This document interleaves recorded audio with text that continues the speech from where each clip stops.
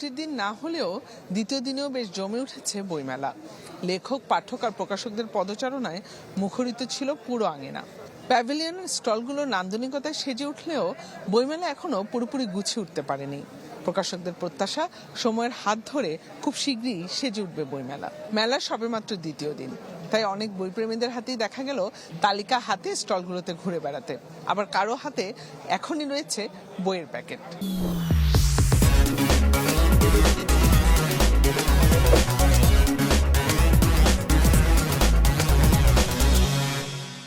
আমি খুলনা থেকে এসেছি শুধুমাত্র ঢাকার বইমেলাটাকে অ্যাটেন্ড করার জন্য।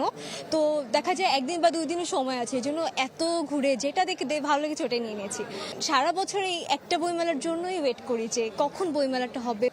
সময়ের সাথে সাথে প্রতিদিনই নতুন বই আসছে বইমেলায়। আসছেন পাঠক, লেখক, প্রকাশক।